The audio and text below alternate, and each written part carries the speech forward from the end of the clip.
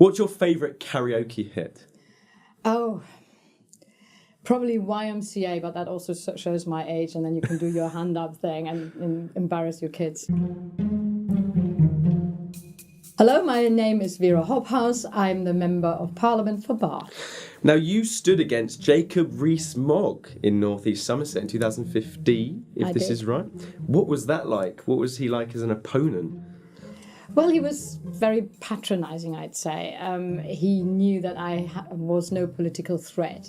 So he just sort of, he's on a personal level very polite, but he's annoyingly patronising. Like, oh, very nice to see you. Do you have a hidden talent?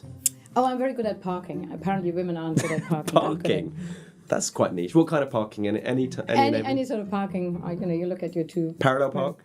Yeah, I can do the lot. I'm not very good at multitasking, but if you go along these sort of prejudices about what women can do or not do, I'm good at parking. Now, before entering politics, you were a radio journalist, professional artist, and a modern language teacher. If politics is finished, definitely I go back to painting. But it was good fun to be a radio journalist. That was actually originally a student job, and I was going around making coffee for everybody.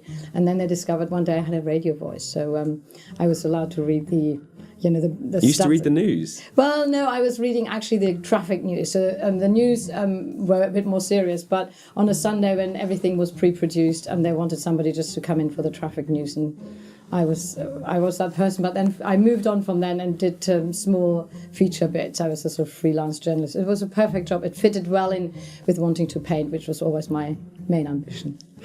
Now, you've previously said that you were originally shocked by the bad behaviour in the Commons and described it as a male world.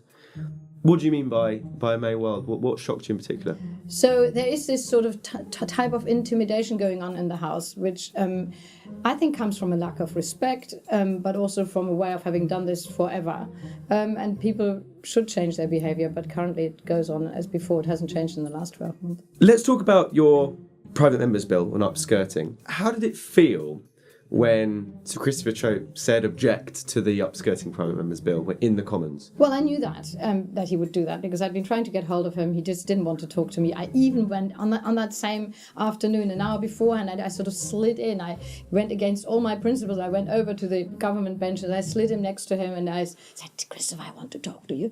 And he was sort of sitting like this and he said, no, he's not going to talk. I said, Christopher, we need to talk. And he said, no, I'm going to object to this bill. So I knew it would happen. And I warned Gina, who's also going to sit in the gallery, watch it, that this would happen. But also, actually, now we all know that they've been doing this for years. And it's not just the upskirting bill. It's lots of little private members' bills which would have made a difference to people that have been blocked for years because some people just say object. And they're just obstructive, obnoxious. God knows what you want to say to this. I think it's awful.